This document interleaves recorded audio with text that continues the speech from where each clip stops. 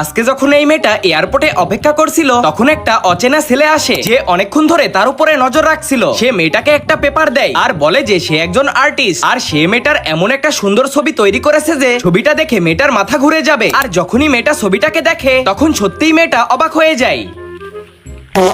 দেখুন, এই মেয়েটা আজকে একটা বিয়েতে যাবে আর তার কাছে কোনো ভালো ড্রেস ছিল না। এই জন্য সে তার হাত দিয়ে বানানো ড্রেস পরার সিদ্ধান্ত নেয়, যেটা পুরোপুরি বেলুন দিয়ে তৈরি ছিল। এখানে বড় বড় বেলুনের পাখাও ছিল, যার কারণে এটা দেখতে একটা পরীর মতো লাগছিল। কিন্তু এখানেই শেষ নয়, কারণ সে আরেকটা ড্রেসও বানিয়েছিল, যেটা প্রতিদিন পরার জন্য ছিল।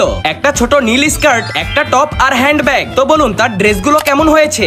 দেখুন কেন চায়নার স্কুলগুলো পুরো দুনিয়া থেকে আলাদা, কারণ সেখানকার স্কুলের প্রত্যেকটা ক্যান্টিনে একটা মেশিন লাগানো আছে, যেটা স্কুলের বাচ্চাদের বেঁচে যাওয়া খাবারকে খেয়ে ফেলে। আসলে যখন ক্যান্টিনে বাচ্চাদেরকে খাবার দেয়া হয় তখন বেশিরভাগ সময় বাচ্চারা খাবার নষ্ট করে, যেগুলোকে তাদেরকে এই মেশিনে ঢালতে হয়। এই মেশিনটা খাবারকে ছোট টুকরো করে তার ভেতর থেকে তেলকে আলাদা করে ফেলে, আর এই তেলটাকে রিসাইকেল করে বায়োফিউয়েল বানানো হয়। আর পরে খাবারের অংশটাকে ব্যাকটেরিয়ার মাধ্যমে জৈব সারে পরিণত করা হয়। মানে তারা খাবারকে নষ্ট না করে কাজের জিনিস বানিয়ে ফেলেছে।